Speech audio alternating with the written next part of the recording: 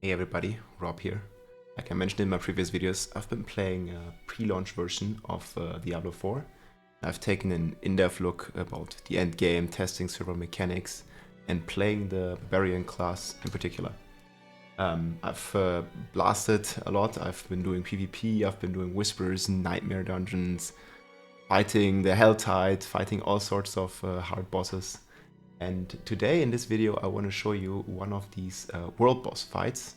I know many of you have seen the Shava from the Server Slam, but this is a new boss fight, so I'm just going to take you along my footage here in the background where I am right now sorting my stash and then heading straight to the world boss, and I'm just like giving you my thoughts and basically walk you through the fight.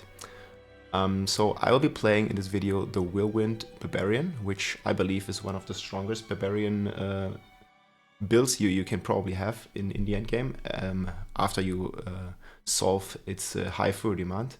So this is not something you can do like very early on when you level, and you see here I'm already 94 down here, so I'm already like advanced like well into the endgame. But if you want to check out the full guide, I already had this, made a separate video. You can find the video in the description below. So let me skip ahead here a little bit as I'm clearing my stash and then heading to the world boss. And you can see here on the map, as you remember from the Server Slam, it's like kind of marked whenever there is a boss event coming. And this one you see here, I have 31 seconds, so I'm just in time. And I think this is the Wandering Death boss. So we're gonna like head to that waypoint now. Basically, like, and it's not a problem if you arrive there a couple of seconds late, but obviously, like, if you want to be well prepared, you should probably start moving a bit earlier than 31 seconds on the clock. So you arrive at the waypoint, and then I like to like put a little pin marker down sometimes, but then you get on your horse basically, and you start riding there as fast as you can. So usually the waypoints are rather close. It's gonna take you like maybe a minute to get there, and you see like I will just arrive. It begins in 0 seconds, so I'm just arriving there on time basically with my mount. And you notice here when I approaching the boss area, it's gonna put me right into the fight. I still had to switch around like a couple skill points here just to get a lucky hit chance on the boss. So here we are, I'm playing like a triple shout build, Iron Skin just in case I need more toughness, Wrath of the Berserk for more DPS, and then Whirlwind as my main skill. And you can see here like the crits are like in the hundreds of thousands up to like sometimes millions if the target is vulnerable as well. And I'm playing like a bleed based build too, so there's a very high bleed damage that ticks like twice every second in the background here. Not sure if we can see the bleed number. Yeah, it's 84, it like ticks twice a second, 84,000 again. And yeah, it's really doing a lot of damage, this build. So I'm even getting this one here is the armor stacks. So I'm purposely standing in his attack, so you can see my fury goes up by a lot, because I know I can tank it. You know, I'm pretty tanky. I have barrier, I have fortify, all the good stuff basically that a Barbarian has in his arsenal. Challenging shout, of course. And I know I can tank his attack, and I'm purposely standing in there because the Barbarian has a mechanic where he takes damage. He gets more fury, right? Like he gets angry, so he can perform more attacks with the Whirlwind.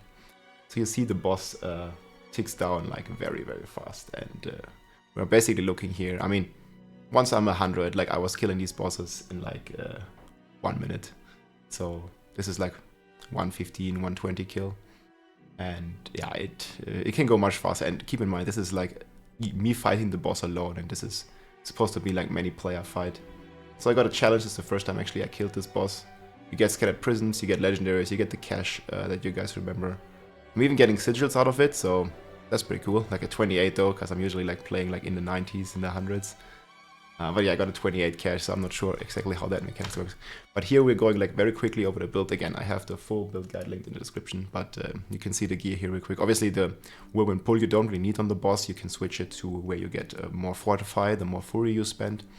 But I was like too lazy here to switch around. But in the end, like obviously the Whirlwind pull doesn't really like work on the boss.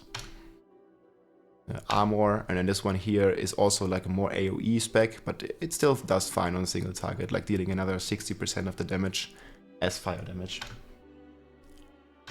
We get some barrier here, like we need this for our weapons, good movement speed, crit chance for our Whirlwind. Here is the barrier one, inflict even more bleed, core skill, all the shout cooldowns, edge master. We use the 200 expertise because we make stuff vulnerable with our exploit glyph and also with our pressure point of core skills on the skill tree. And 200 sword expertise for additional damage against the bleed enemies and for additional bleed. That's how we get our armor stacks. Here are the skills, so Whirlwind with the bleed, 2 points in lunging strike just to unlock the core section. Yeah, war cries, triple shouts, basically iron skin for toughness, which may or may not be needed in the end. Like, we'll see. Maybe we can take some more offensive route. But then again, if you're also doing high content, like, I think iron skin is going to be the best because it gives you barrier and it gives you fortify. It's pretty good. Gutchling Gale here, all the shout synergies basically. You can spec more into raid leader and the defensive one here if you feel like you need more toughness. Just take out like free generation or some of the offensive aspects. 1 point in hamstring here, always very important. This one is like we do more damage to close enemies. We always close with our Whirlwind. This one gives us even more crit chance against core-controlled enemies. We can stagger the boss decently fast. I mean, in this fight we didn't, so it's probably best to take these points out if you know that you're gonna have a hard time staggering. It really depends on how much CC you have in your build. Then we have the fortify passives here, like more damage when you're fortify. We want to be fortified at all times. More crit damage, Wrath the Berserk for more damage, and Unbridled Rage for more damage. Then we have the Paragon board. I'm probably going to make a separate video about the Paragon boards, but again, in the description we have the full build guide. So on the starter board we have, I'm just going to like show you a quick overview. So on the starter board here we have damage to close enemies with the Territorial. So Whirlwind, we always like in the enemy's face, and we get damage reduction and additional damage from this. Then we have the Marshal, just for increased shout cooldowns. Really nice. Lift as the Hunter Killer here, really good. Warbringer, we spend Fury. With Unbridled Rage, we spend even more Fury with Whirlwind, so we get a lot of Fortify from this one. Yeah, using the Wrath in here, just more crit damage. Whirlwind is a core skill, and we have basically 100% crit chance with all our aspects. And this one also gives us Fury whenever we crit, so 49 dex here, really strong, 200 crit damage almost, when you max it for sure. Next one here is damage for fortify, again like we always fortify, and this one also gives us 10% damage reduction here. An amazing 54 willpower in range, like really good.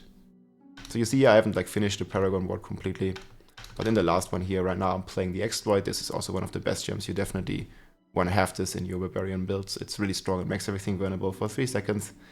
And then it has a short cooldown. So on this boss, that's why you noticed me in the start in the skill tree, taking 3 points into pressure point in the core section just to have some extra vulnerable, because I'm basically dealing, like this gives me double damage against vulnerable. It's a separate multiplier, but I'm gonna open my stats here in a second, and you can see that I actually have 433% critical strike damage.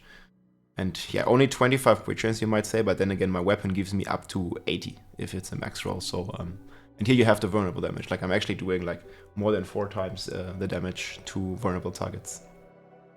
So yeah, that's basically the stats, guys. Lots of core damage to core skills, damage to closed enemies, damage to bleeding, crowd controlled enemies, lots of crit damage. A really good synergy here with the Whirlwind build and its high crit chance.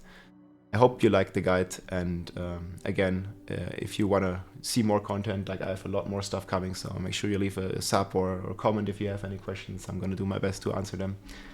And yeah, I'll see you guys very soon with a lot more content coming.